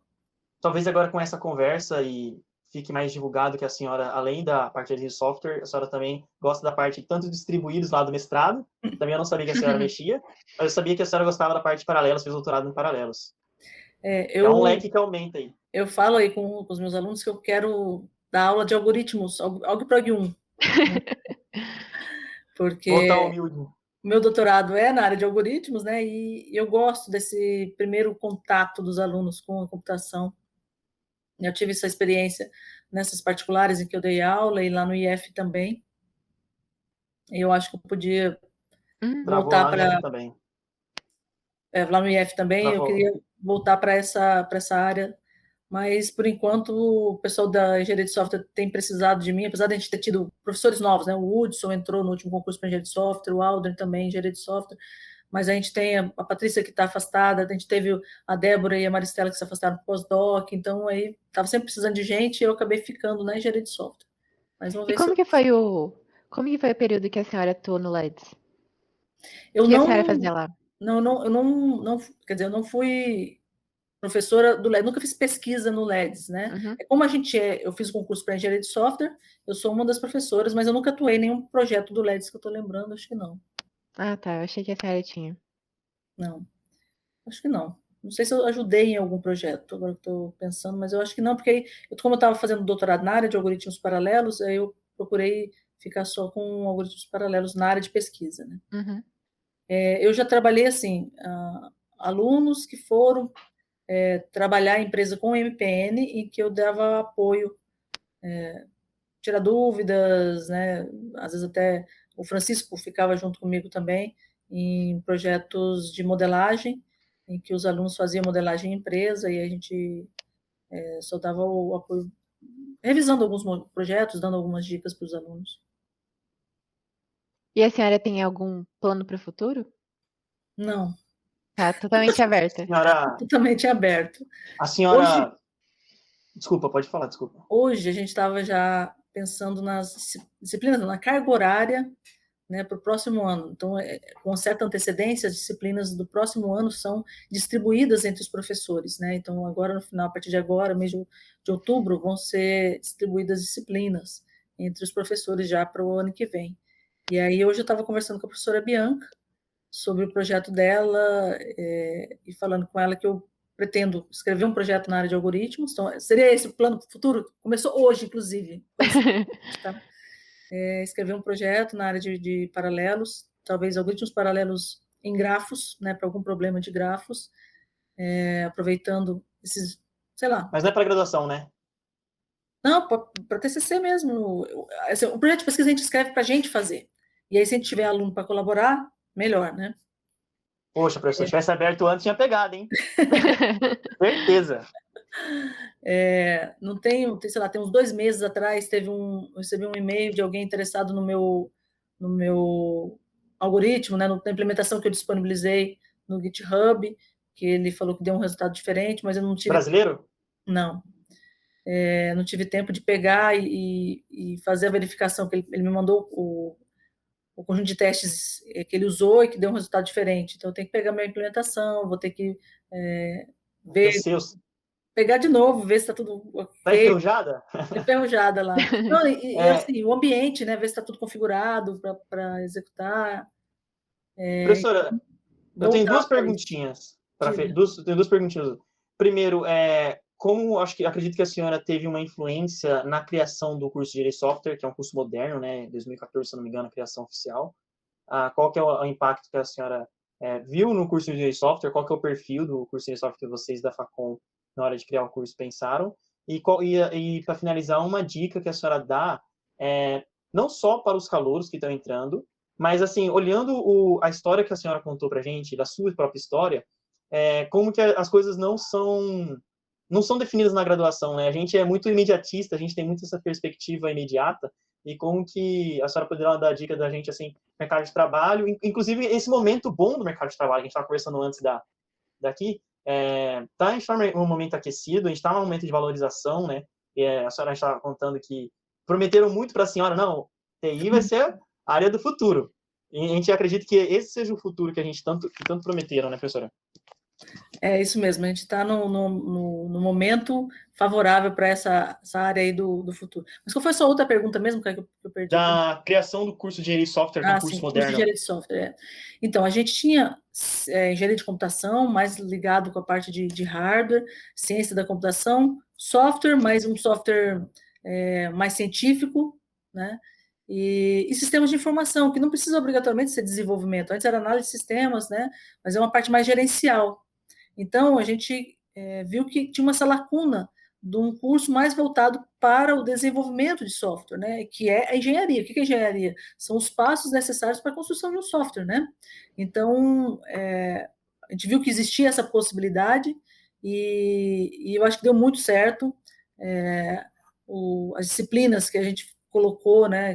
Tinha poucos cursos de engenharia de software disponíveis no Brasil. Eu nem sei agora como é que está, não pesquisei mais, mas a gente teve aluno que veio de São Paulo para fazer o curso de engenharia de software porque não tinha muitos no Brasil e ele achou que o nosso era melhor. O garoto que tinha condições de ir pela grade. Pela grade, né? Tinha disponível. A senhora acredita que o curso de Engenharia de Software hoje ele tem uma identidade própria, até nível assim, fora da Facom? Acredito. Ele tem uma certa dificuldade quando o pessoal vai para pós-graduação, porque o mestrado é em ciência da computação. tá? Então, mestrado é em ciência da computação, e aí tem coisas da área de teoria que o pessoal em engenharia de software não vai ver. Então, é realmente um curso mais voltado para o mercado, mas que não impede, né? Então, já vi vários alunos puxando disciplinas de ciência, né? Fazendo grafos, fazendo LFA, fazendo disciplinas que são voltadas para a ciência, mas quando você vai fazer um pós-comp, por exemplo, você vê que tem toda uma... Tem 20 questões de matemática lá do pós-comp que o pessoal de engenharia de software vai penar, porque não tem essa base no curso de engenharia de software. Então, o pessoal que Hoje vai fazer o, pós-graduação, ele precisa ter um algo a mais, né? Uma dedicação um pouco a mais. o- Mas para o mercado, eu acho que é o nosso foco, a maioria vai realmente para o mercado, o e tem uma pessoal que quer identidade boa. ter uma identidade boa, tá? Uma grade muito boa, eu vejo isso. Hoje o curso em 2019, em 2021, o curso já está completando 7 anos, né? A senhora já tem um feedback do pessoal, dos meus formados, como que é? Não tenho esse acompanhamento. Talvez a professora Jane tenha algum contato com os egressos, mas que é a coordenadora de curso, né? Mas eu não tenho como é que tá, como é que esse pessoal... Estou tendo agora, né, por exemplo, de gente que acabou de se formar, tem gente trabalhando lá com a Lourdes, né, o Wellington, o César acabou de se formar, a Ana Gabriele acabou de se formar, então esse negócio da pandemia também está expandindo os horizontes do pessoal, porque eu não preciso mais estar, né, Fisicamente, fisicamente. Isso eu vi acontecer, a primeira pessoa que eu vi acontecer isso foi o professor Geraldo, não sei se você chegou a pegar na Facom, eu acho que não. O professor Geraldo, ele era que dava a disciplina de MPN, ele fez o mesmo concurso que eu para Facom, na vaga de engenharia de software. E ele, sei lá, alguns anos atrás, agora não vou saber, acho que foi início de 2017, foi quando eu peguei MPN pela primeira vez. Ele foi para o Canadá, mas ele pediu um afastamento para acompanhar a esposa dele. Enquanto saía a documentação, ele já estava afastado, ele conseguiu um trabalho remoto. Ele trabalhava para uma empresa de Nova York, estando aqui em Campo Grande. E ele fez ciência da computação, ele fez sistemas de informação, ele formado em sistemas de informação, tinha feito mestrado com a professora Maria Estela na área de modelagem de processos, e aí ele estava trabalhando para fora. Então, já naquela época, 2017. Agora eu acho que isso aí ampliou muito mais. Agora, você estava falando do curso de engenharia de software e dica não só para os calouros, né, mas também para o pessoal que está formando. Então, você viu pela minha história que eu passei por várias experiências. Locais diferentes que eu morei, tipos de atividades que eu desenvolvi, né? Nada planejado. Nada planejado. Como que eu Foi ia planejar que acontecendo. eu ia fazer isso? Não. Então você planeja as coisas e as coisas mudam, né? Qual era o meu planejamento quando eu saí de Campo Grande para ir para a Unicamp? Era terminar meu mestrado e voltar para um concurso que iam abrir para mim. Oportunidades, né, que vão surgindo. Então as coisas vão acontecer, pessoal. Não adianta que vocês, vou planejar como vai ser minha carreira. Não vai ser assim. Mas é importante fazer os planos? É importante fazer os planos. Você não pode também ficar esperando que as coisas aconteçam. Tá? Então, é importante você se dedicar, né, naquilo que você está fazendo, naquilo que você pretende fazer. A dedicação é que vai ser recompensada. Então, as coisas não são de graça, né? Já ouviram falar daquele there's no free lunch, né? Não tem almoço grátis. Você vai alcançar os seus objetivos, você vai ter sucesso se você se dedicar naquilo que você estiver fazendo. Agora, vão surgir opções que você nem vislumbrava.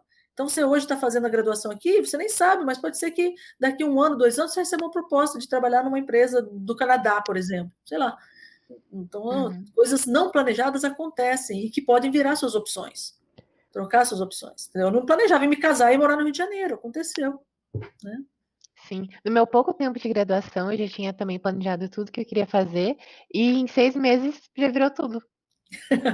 Eu tenho algumas pessoas que têm um planejamento e que mais ou menos às vezes vão seguindo, né? Então, eu tive um aluno de engenharia de software que ele entrou para fazer engenharia de software, ele lá de São Paulo, ele veio fazer a graduação aqui, ele escolheu o curso de engenharia de software especificamente, um garoto muito bom, com fluência em inglês, bem dedicado, e ele veio planejando experimentar tudo na faculdade, então ele experimentou iniciação científica, ele fez estágio, ele experimentou várias coisas para construir o que ele queria, que era ir para fora do país, e aí ele foi fazer o intercâmbio, né? Ele fez o estágio na Alemanha e depois foi contratado na Alemanha. Não sei onde ele está agora, mas ele se formou e estava com um contrato para uma empresa, ia ficar trabalhando lá na Alemanha. Mas as coisas vão evoluindo. Agora, você tem que ter objetivos, você tem que percorrer, sim, porque as coisas não caem assim também do céu. Para alguns caem, mas para a maioria não. São resultado de esforço, tá? Uma dica que eu tenho é que eu vejo o pessoal muito sofrendo por antecipação. A nossa geração está com muita gente com ansiedade, muita gente sofrendo por antecipação, sofrendo por coisas que ainda nem aconteceram. E especificamente, eu acho que a nossa área, eu tenho um amigo que ele tem um domínio técnico muito grande e ele sofre no começo ele sofreu com síndrome do impostor. Ele já tinha um cargo de pleno, ele já ia ser promovido a sênior, e pela idade dele ser muito novo e ele não ter se formado ainda, por mais que todo mundo falava que ele tinha um perfil já de sênior, ele já tinha um conhecimento de sênior, a empresa promoveu ele a sênior, todo mundo acreditava nele, mas ele mesmo, ele tinha questionamentos sobre o nível do conhecimento dele. Então, uma dica também que eu tenho, por mais ainda novo que eu esteja na área, eu também vejo isso, aproveitar esse bom momento que a gente tem da área, tentar pegar oportunidades e criar essa experiência, e também não sofrer por antecipação e ter essa vivência, assim, acreditar no seu nível de conhecimento. Uma coisa que me consolidou muito o meu conhecimento, que assim eu me senti bem, foi da monitoria. Eu acreditei que quem puder ter esse tempo livre para ministrar uma monitoria, eu acredito que seja uma oportunidade que você vai ver realmente com uma pessoa ali, vai tá entrando numa fase que você já passou, você vê que aquele problema você já teve e você tem um conhecimento para poder ajudar aquela pessoa. Isso é bem satisfatório e você consegue sentir que você teve essa evolução na área. Sabe que eu fiz monitoria durante a graduação? Eu dei monitoria de cálculo. É interessante, assim, essas experiências dão segurança, né? Então, como o Caio falou, a monitoria, de você ver que você sabe mais que o outro, o próprio estágio, onde você consegue se comparar ali, ver que você sabe que você consegue produzir, e você acreditar em você mesmo, né? Porque essa síndrome do impostor acontece não só na área de TI, acontece em várias áreas. E as pessoas, ela não acreditar nela mesma. Então, é você ter essa autoestima de que você reconhecer também aquilo que você não sabe e aquilo que você sabe, né? Você está vendo, né? Mas alguns desvios, distúrbios, sei lá, psicológicos têm às vezes atrapalhado as pessoas que elas não conseguem enxergar, né? Que ela sabe que ela, como você falou, cara, todo mundo falava que ele conhecia e ele achava que não conhecia, né? Então, a gente tem uma confiança naquilo que a gente está fazendo. E como a nossa área ainda muda muito, né, todos os anos, é ainda mais difícil da gente controlar o que a gente está fazendo. A gente vive mais as oportunidades mesmo. Se manter atualizado. A computação, a gente sempre ouviu falar isso, né? Porque a tecnologia evolui muito rapidamente, então a gente tem que estar sempre estudando, né? Sem virar neurótico também.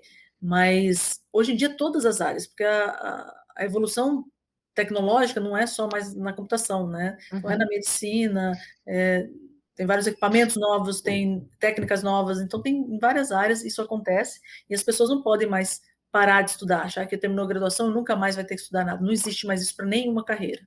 Puxando um pouco para essa corda aí, da última tecla, talvez seja o último assunto de conversar, existe muito essa diferença, professora, entre o que o pessoal fala, o pessoal do mercado que fala mal da graduação, fala mal da academia, e o pessoal da academia que também tem professores que não, como que eu posso dizer isso? Apaga não isso. Incentivam aí. Não, calma, isso é feio, o que eu ia falar. Também tem essa questão do mercado, eles veem um jeito academia e a academia vê o outro jeito mercado. Como se fossem dois mundos, né? Existem esses dois mundos que às vezes se conversam muito bem, dependendo do perfil do profissional, e tem às vezes eles são totalmente separados. Tem gente que fala, eu não vou fazer graduação, não valorizo isso. Tem gente que é extremamente acadêmica e ela não consegue entender como que o mercado não valoriza eles, né? Tem essa divisão. Como o mercado pode agregar. Principalmente porque, assim, por que eu estou fazendo uma graduação? Por que eu vou entrar no FMS? Por que eu vou entrar na Facom? Sendo que não tem JavaScript lá, não tem um React da vida, não tem coisas que eu vou ganhar dinheiro no mercado, né? Então, a senhora pode falar com mais propriedade que a senhora começou em 91, agora em 2021, a senhora pode falar mais com propriedade que as tecnologias vão e vêm, né? O Corba já foi muito forte, o RMI já foi muito forte. Então, a gente hoje fala de API REST, GraphQL. Então, assim, as tecnologias vêm e vão, mas a base da computação clássica se mantém a mesma, né, professora? Você está falando das tecnologias, realmente a gente evoluiu muito, né? Aquilo que eu aprendi lá na graduação, em termos de tecnologia, de linguagem, por exemplo, eu aprendi Pascal lá, né? Só usei Pascal na graduação, não usei no mercado de trabalho. Mas você pensar em estrutura de dados, em melhorar um código, de tornar mais limpo, de usar um design patterns, né, para melhorar uma solução, essas coisas, elas ficam, né? E se você vai para o mercado, você não teve contato com isso. Você vai ter contato com o código daquele jeito, você não vai conseguir melhorar, porque só vai estar vendo aquilo daquele jeito. Nossa área, vocês sabem que não é regulamentada. Então, por exemplo, o médico ele não vai poder atuar se ele não tiver o diploma. Mas eu posso ser um desenvolvedor, ganhar bastante aí no mercado sem ter a graduação? Posso, né? Porque não é uma profissão regulamentada.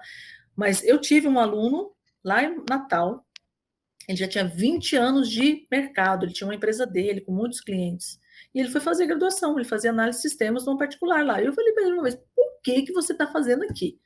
Né? Você já tem um monte de cliente lá, sabe desenvolver. Ele falou, mas aqui eu estou aprendendo coisas que eu não vi, porque eu fui aprendendo na prática, mas tem certos conceitos que eu não tenho, e aqui eu estou vendo, por exemplo, eu dei aula de banco de dados para ele, dei aula de SQL, ele falou, aqui eu estou aprendendo a fazer certas consultas com estruturas muito mais eficientes do que eu fazia lá, porque eu aprendi na prática e não mexi, não evoluí daquilo lá. Então, você aprende a tecnologia, mas tem certas teorias que você pode aplicar e que você não vê se não for na graduação. Então, é importante. É por isso que algumas empresas, né, a própria lugar onde a SESI, né, Lourdes? Isso. O próprio SESI, por exemplo, não sabia, mas a Lourdes falou que ele não contrata se você não tiver graduação. Então, tem algumas empresas que elas pedem a graduação, porque elas veem essa diferença do profissional que passou por uma graduação. Então, eles valorizam o conhecimento, sabe que você tem capacidade de mais do que aquele cara que só aprendeu a tecnologia e foi para o mercado. Complementando o que a senhora falou, se eu estiver errado, a senhora me corrige, eu imagino assim, que dependendo do escopo que a gente vai fazer, é bem perigoso pegar um cara aí formado por um curso online e saber mais do que a gente aqui. Vou falar uma área, por exemplo, um desenvolvimento de front-end aí em React. Mas talvez, para fazer um trade-off entre uma tomada de decisão aqui, olhar um nível micro ali do seu código, talvez não seja o que faria o diferencial. Talvez olhar a arquitetura como macro. Ou a coisa até mais técnica, por exemplo, assim, por que a gente vai usar essa lista aqui, não essa? Por que essa estrutura de dados? Qual é os ganhos? Qual que é o trade-off? Eu vou ganhar na hora de inserir elementos? Eu vou tirar na hora de ordenar os elementos? Onde que eu quero ganhar? Não, eu sempre uso o array list, eu sempre uso... Mas por quê? Você, às vezes, a gente fica... E uma vantagem, não que você não possa aprender isso fora da graduação, eu acho que a questão é que aqui na graduação você tem não só as matérias para te guiar, mas os professores capacitados, professores, falando bem agora da Universidade Federal, a gente tem aqui um leque de professores muito, muito elevado, né? Já elogiando, assim, a gente tem, mais seja tendencioso eu falando, a gente tem essa oportunidade. Então, eu acredito, assim, que talvez no dia a dia não seja um diferencial tão grande de você ter uma graduação, se você mesmo for um cara que estuda muito por fora. Mas eu acho que talvez vai ter um problema que você não vai ter a sacada se você tivesse passado pela graduação, pela estrutura de dados, entender por que é O de acesso a um array list da vida, porque é log de n uma árvore binária de busca, como é, rubro-negra da vida. Talvez acho que essas tomadas de decisões aí que vai agregar mais valor. Por que uma consulta vai durar X segundos, outra menos ainda, Y segundos? Eu acho que talvez, professora, eu acredito que tenha esse valor agregado. E até, né, professora, as pessoas desse perfil, ficam sujeitas ao mercado, né, porque elas aprendem as ferramentas, né, e não a base, a lógica. Então, toda vez que muda alguma coisa, elas têm que mudar tudo de novo, aprender tudo de novo. Então, fica meio que um conhecimento quase descartável toda hora. Isso. E é bem isso que o Caio estava falando, de saber resolver problemas de uma maneira mais consistente, sabe? De ter ferramentas não só tecnológicas, mas uma base teórica que às vezes a gente não valoriza na graduação, mas quando você vai para o mercado para problemas mais complexos, você vai ver que era importante. Quando você está fazendo só lá um formuláriozinho simples, não vai fazer muita diferença, mas quando você for trabalhar com problemas mais complexos, né? Uma carga maior, igual você está falando aí, eu tenho um monte de dados, muitos dados, entendeu? Hoje em dia a gente tem essa realidade, né? E aí eu tenho que realmente me preocupar com a minha estrutura de dados para ser mais eficiente. É muita consulta, é muita inserção, que tipo de operação? E você saber que isso faz diferença, porque você estudou lá na graduação, que tem diferentes estruturas para diferentes realidades, mas uma pessoa que não teve isso nem sabe. Às vezes ele não vai atrás porque ele nem sabe que existe isso. Para ele é tudo igual, é tudo um array list, como você falou, né? Ele conhece aquela estrutura e não vai atrás de outros, porque ele nem sabe que existe outros e que tem diferença de uma para outra. Então, essa é a diferença, a grande vantagem de você ter uma graduação. Você estava falando também dessa dicotomia entre a universidade e a indústria, né? Eu acho que a gente está vendo que a gente precisa trabalhar junto, então, vários professores ali têm projetos práticos com empresa, inclusive na pós-graduação, e então acho que essa distância já diminuiu um pouco, mas alguns professores ainda ficam com a visão de que a indústria faz mal feito, não faz direito, não faz do jeito que a gente propõe, mas a gente tem que entender que existe o trade-off, como você falou, tem certas coisas que às vezes não dá para aplicar integralmente daquela forma teórica que você aprendeu ali, mas você vai adaptar na indústria. Então, a gente tem que entender um lado do outro. Então, não é só a empresa falar, você está aprendendo um monte de coisa que você não vai usar aqui. Mas isso, em algum momento da sua carreira, você pode utilizar. Então, como a gente não sabe em que momento vai ser isso, a gente precisa dar uma base mínima. E aí, como você falou, em todo lugar você vai ter professor ruim? Vai. Mas ali a gente tem muitos professores bons, né, na Facom. Então, a gente tem que reconhecer isso. E você tem a oportunidade de aprender com vários coisas que você vai lembrar agora não, mas daqui 1 ano, daqui 2, daqui 10 anos, você vai estar lembrando, puxa vida, o professor falava isso lá e eu não valorizava, não entendia o que era. Pro, a senhora quer falar algum agradecimento final? Tipo, obrigada e foca em estudos, tipo isso, alguma coisa? Mensagem final. Quero agradecer então a oportunidade que vocês me deram aí de falar um pouquinho da minha história, que começou na UFMS, passou por um caminho, né, longo ali e voltou para a UFMS. É muito gratificante estar com vocês e dedicação. Eu acho que tudo que vocês estiverem fazendo, a mensagem mesmo. Nos estudos, sempre sabendo equilibrar as coisas. A gente sabe que às vezes eu não preciso querer tirar 10, mas eu tenho que querer fazer o melhor que eu posso. Tá? Se é possível tirar o 10, por que não? Né? Se é possível participar de um projeto, ter um artigo, ter um resultado relevante, por que não? Então, acho que tudo nisso, na vida de vocês, a dedicação, ela vai ser recompensada, pessoal, de alguma forma, em algum momento. Às vezes não é imediato, a gente é muito imediatista, né? Às vezes não é naquele momento imediato, mas lá no futuro você vai ter um resultado dessa dedicação. É isso, pessoal. Obrigada. Obrigada, professora. Então, gente, é isso. Muito obrigada por ter aceitado nosso convite e ter dado essa entrevista maravilhosa para gente, uma visão de mundo muito maior. E obrigada por escutarem até aqui. Até a próxima. Tchau, tchau. Tchau. Tchau, tchau.